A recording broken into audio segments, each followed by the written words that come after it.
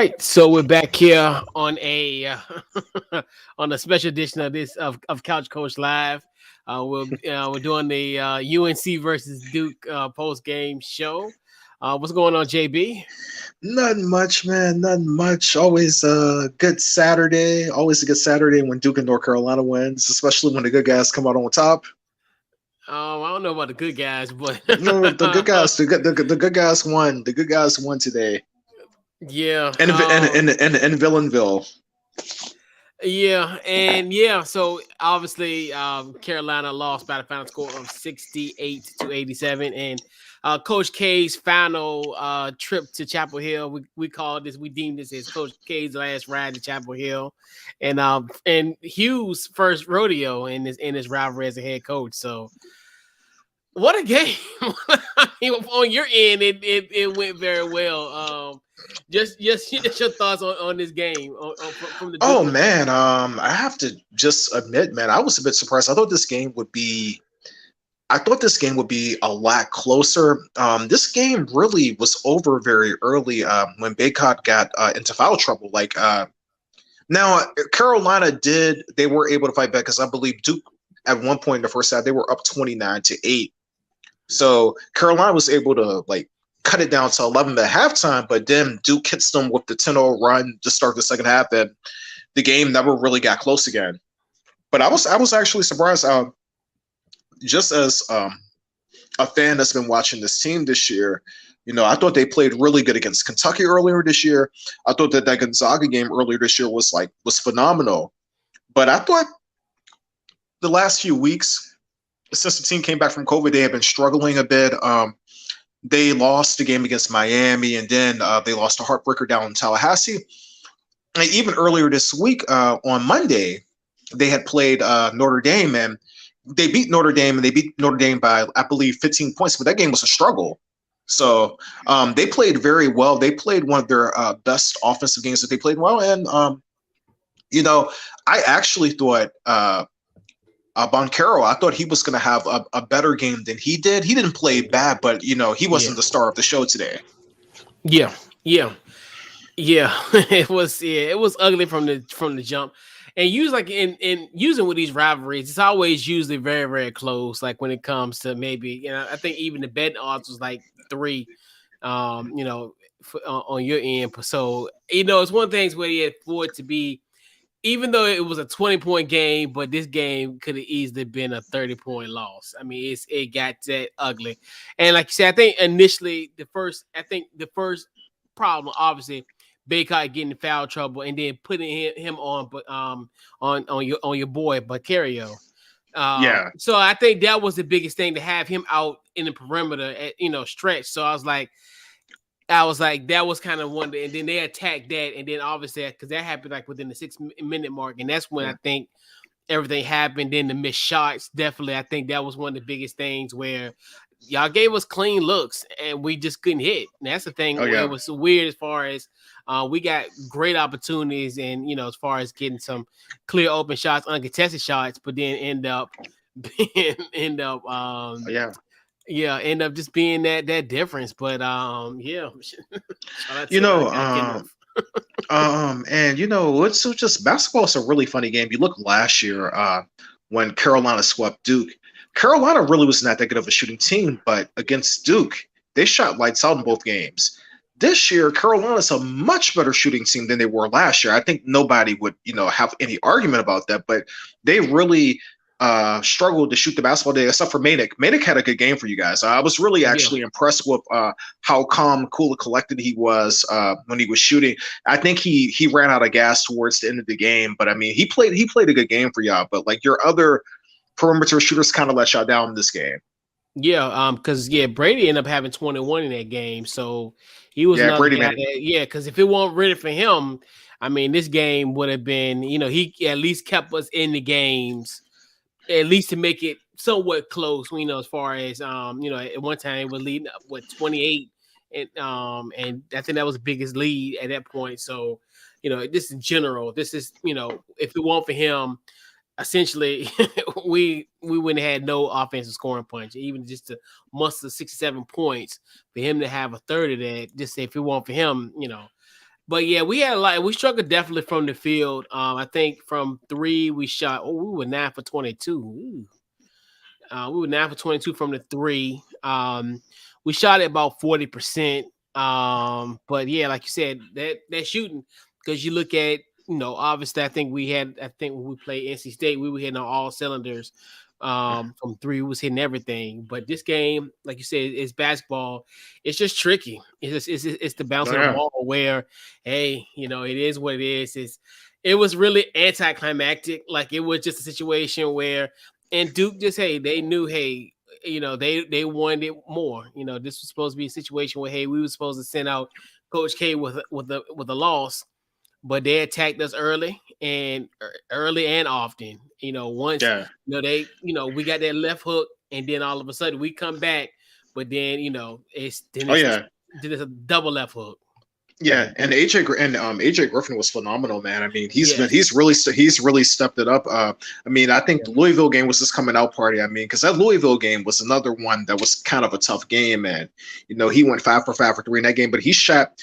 He's a really good shooter, man. And it seemed like every time they needed a bucket, he was there. Also, Mark Williams, he hit a couple of huge buckets too when it looked like Carolina was trying to make it close. Like, he had a couple of and ones and dunks and stuff like that. Yes. So Yep. Yeah. Yeah. And he had timely buckets. And also, even to Kenneth's point, shout out to our guy Kenneth. Like Keats, he was the other one on you kills, guys yeah, where Kels, that's not why I call him Keats, but yeah, yeah, where he was hitting shots towards the end and almost pretty much put the nail in the coffin. Especially when there was, he put the nail in the coffin, essentially a couple of deep threes that he had. So yeah, I mean, hey, it's just it's rare to have this type of outcome in a rivalry of this. It's still, once again, like I know me and Kenneth go back and forth. This is one of the best rivalries in sports, and definitely the best in college basketball. But the day was just a day. Hey, we were yeah, cold, and it is what it is. And like you said, and Duke had a lot of strong performances. Obviously, like you talked about, AJ Griffin, he did his thing. Wendell Moore, he had some oh key yeah, and he had buckets. been struggling. He had been struggling a Yeah, bit too. It was nice to see him come up because the last few games have been kind of a struggle for him yeah, offensively. The Louisville game and in particular the Notre Dame game. Yeah, the Notre Dame game was you're always happy when you win on the road, but that Notre Dame game was it was just tough, man. Like it was like nothing that they shot would go in that day, but they were able to win. So the Notre Dame game had me a bit concerned. I was like, if they play the same way, like shooting the basketball offensively against Notre Dame that they do, I was like, man, they might get blown out. But basketball is a funny sport, man. yeah, yeah, yeah. Yeah, let's see. Yep. Yeah, and then on the Carolina end, we talked about Brady, also Armando. He had 12. He had 12 points. And matter of fact, I was on shout out to our guy Kenneth Competitive Edge podcast. After we were talking about one of the keys going in, prior in the pregame was essentially, hey, Armando Baycott getting rebounds and score and having that inside scoring punch that could have been the difference in this game as far as one of the X factors. But obviously, as we talked about it earlier, him getting in foul trouble, and then also at that time they was really just relying on those threes, and they just weren't hitting on anything. They weren't hitting on anything on offense for that point. So yeah. it's just a but Coach K came out. Coach K is you know goes to the final on the Chapel Hill and actually gets a win. So that definitely, but it set the stage up for a month from today. I think where it'll be even better in situation where maybe it could be a revenge game, and we all know the stakes will definitely be high. In that matchup, obviously that'll be the last final regular season home game for Coach K and Duke. So They got a month to Yeah. figure this thing out. Oh yeah, no. The next game, I would say probably just knowing these rivalry games, I would say Yeah. the second game is probably going to be a lot more competitive. But I could be wrong. Yeah. It could be another, and we don't know how both of these teams will look Yeah. In a in month. a month either. But just hopefully both teams are able to stay healthy and they can run it back again one more time. Yeah. Yeah. And this could be, like you said, you never know what can happen at a month from now. This, Carolina might be scratching and clawing for their tournament lives. They could be Nice, yeah. a bubble team potentially when we face you guys in a month. So a lot could be at stake at that particular time. But yeah, this is, it's it was just a bad day at the office for my Tar Heels tonight. But yeah. Yeah, it's gonna happen. It's conference play, and Yeah. man, yeah. Um, what's your schedule looking like? What's the schedule looking like for them the next few games? Let's see. I know I think we got. Let's see. I'm gonna take a look. Yeah, we got a. I think I want to say is it Clemson next, but let me just double check. I think we got. Who we got next? Yeah, we got Clemson on the 8th, which is what, Tuesday. So we're Yeah. going down to Clemson, South Carolina. We got Florida State on the 12th at home. We got Pitt on the 16th. We go to Blacksburg on the 19th. Louisville, NC State, Syracuse, and then a date in Durham. Okay. Okay. Yeah. On So yeah, 3-5. Yep. so I'm looking at Duke's schedule now. Next week they have three games. They have UVA at home. They have Clemson on the road on Thursday, and then they have Boston College. They play Boston College, and they have they actually play Virginia two times in the next 2 weeks actually. So Yep. yeah, and they also have another game with Florida State in there as well. So, but UNC, the ACC is just not looking strong this year. Like, I was really high actually on Miami, but they seem like they've kind of like hit a bit of a wall recently. As of today, now I don't think this is going to stand because I think the issue with Florida State is Florida State has some injuries at the moment. I think what we're going to see Duke, UNC, Wake Forest, Miami, and Florida State. I think those are the only 5 teams that are going to get in from the ACC. Yeah, because I've been looking at a lot of like the bracketologies and all that. And I see a lot of, because I think hell they even got us as 11 seed. So I was like, that just lets you know like how bad the ACC is in a sense as far as when it comes to tournament berths. What they look at thus far, as far as what they see. Because in normal circumstances, if you were a team fighting for, if it was fighting for that second spot in the ACC, you'd be up there seeding wise. So that just lets you know essentially. Yeah, no, it's just a year. Yeah, it's just the year that the ACC is not, not that strong. Not that strong. Yeah, and a lot of the bracketologists right now, they only have Duke as a 2 seed, which I find hard to believe. Just generally speaking, if you win the ACC, you get a number 1 seed. A lot of stuff has to, a lot of stuff has to like play out. Duke does have some good wins like against Kentucky and Gonzaga, which I think will help them out in the long run. But the ACC is kind of weak this year. The ACC is kind of weak this year. Tech is not as strong as they normally are, and UVA is probably not going to make the tournament this year for the first time in a while either. Everything has been a struggle. Everything has been a struggle with UVA this year. Scoring basketball, defense is still solid, but they biggest book on them minus the year they won the national championship is that they have a hard time scoring the basketball, and it's the case this year again too. Big time, and because even normally, like in most cases, in most years.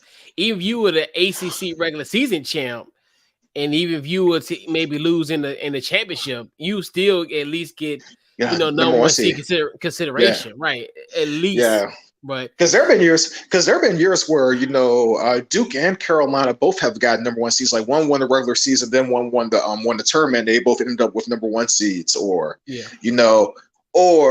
a situation where one gets the number 1 seed, and then the one gets the number 2 seed, but we call them the fifth number 1 seed because they get like the favorable draw or something like Exactly, that. right. So yeah. But yep. But yeah. So case Tuesday we head to Clemson, and that's crazy. So they're really getting us. And Clemson, look, and that's another situation where they can have a pretty good week if they can, take care of business. Because pretty much we got them Tuesday, y'all got them Thursday. So yeah, and they have 2 home games. They Yeah. have 2 home games. I mean, if they could win both of those games, that would be huge for them going forward. But we doubt it. I'm not sure. Yeah, I have my doubts. Yeah, I think they're gonna get a desperate, pissed off Carolina squad on Tuesday. So pack y'all dinners because it's gonna be it's gonna be an interesting game for that one. But yeah. It's just it's just crazy the fact that we lost by damn 20 points tonight. And it's one of the things where it's like get slapped in the face. It's almost like, do I get mad or it's like, do I just laugh at it and be like, man, I just got slapped in the face? It's just like, man, just you got to do what I did last year, man. When they got blown out in Chapel the second time around, just get some Marcos, and call it. Order some Marcos and call it a night. Right. But yes. But yeah, we'll be back to the drawing board. That's the thing with us, and it'll make you better. Adversity makes you better, and we'll be back and taking care of business, and a month from tonight, once again. But it'll be in Durham. So yeah. Yep. So yeah. Oh.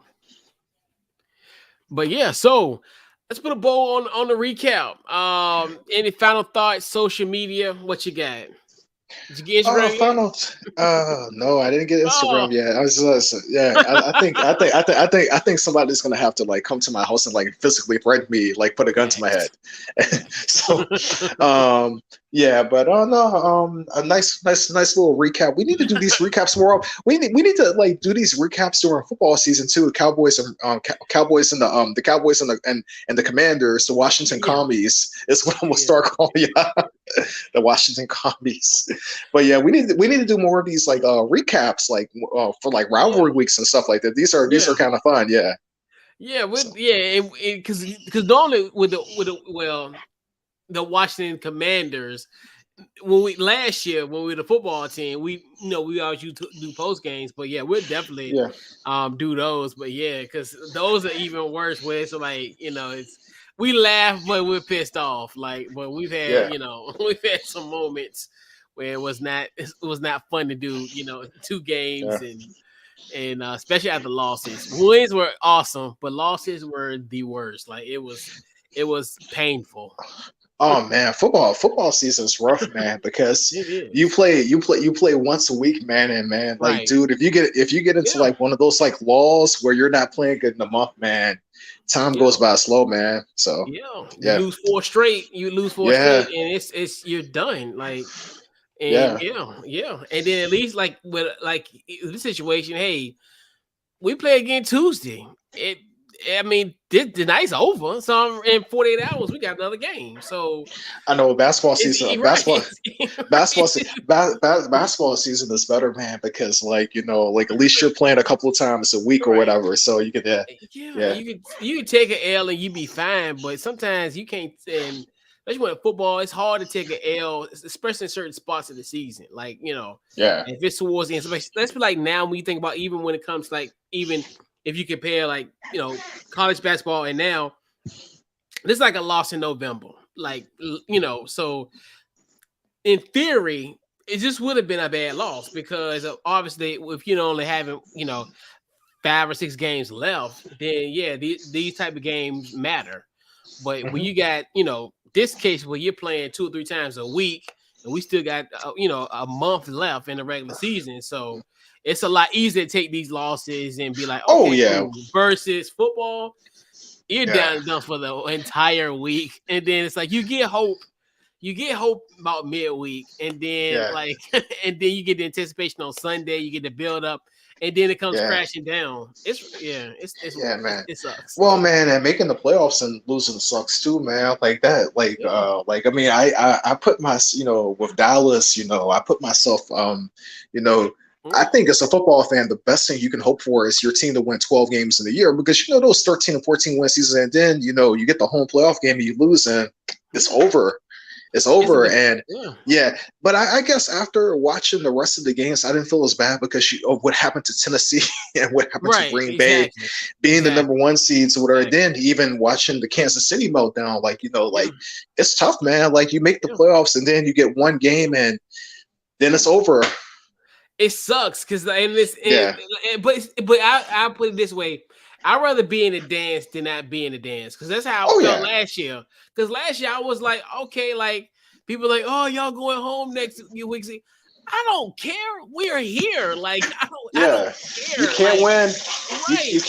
You can't win unless you get it. You can't win unless you get in. Yeah. Exactly. So I'm like, okay, we did lose in the first round, but guess what? We lost to the Super Bowl champion. So I can find solace in the fact of, hey, I'm good. Like, it's okay. Like, trust me, like you said, it sucks initially, but then as the weeks progress, you're like, okay, well, hey, the team that we beat, they advanced to multiple rounds. Then okay, well, I'm cool with that. But like you said, if I'm like Tennessee, like the number 1 seed, when you had those type in Green Bay, because you like, well, the road to the Super Bowl is gonna come through us. Oh man, nah. But that's the thing where, like you said, I'd rather be in that, maybe that third, it's down now a second, the second through 4th seed, where at least you got a home playoff game, at least the first one. But yeah, you don't want to be the number 1 seed and I've experienced that shit too. I've experienced that shit 2 times. 2007 and then 2016, man. That shit's I actually got kind of like, I got pleasure from watching Green Bay do it, because Green Bay did it to us in 2016. I was like, yeah, now y'all know how it feels. And they lost. Right. They lost on a field goal at the end of regulation too. I was like, yep, y'all know how it feels now. Right. It's something, man. That's how I like. Yeah, that's how I like, man. I just want to go. I want to get to the dance, because at the end of the day, anything can happen. So so that's why I like. Yeah, people be like, oh, well, why you want to be in there? Because you're gonna lose in the first round. Who said it's going to potentially happen? I'd rather take that chance and be like, okay, well, let's play on the field instead of guessing. Yeah, I agree, man. I agree. But yeah, so any final thoughts? And you say you say you good on social media, right? Yeah, I'm good on social media at the moment. Yeah. Okay, all right. I'm making a promise by March the 1st. I'll have Instagram. Yeah. and Twitter is also another one. Oh yeah, you'll love Twitter. Twitter is where it's at, honestly. So let's see. So Facebook, Twitter, Instagram under Couch Coach Live. Also check out the podcast anywhere you get your podcast, Apple, Spotify. We're there. So yeah. So yeah, let's put a bow on this this horrible night. A great night for me. a nightmare type of night. To see Coach K with a little bit of a grin, going back, headed back home with a victory tonight. But yeah. But yeah, man. So we'll put a bow on this week's, well, not this week's, but this Duke UNC post-game recap. So we catch you guys next week, man. This has been it's been real, but the nightmare's over. on to Clemson. On to Clemson. Yeah. Yeah. Yeah. All right, we out. All right, peace. All right.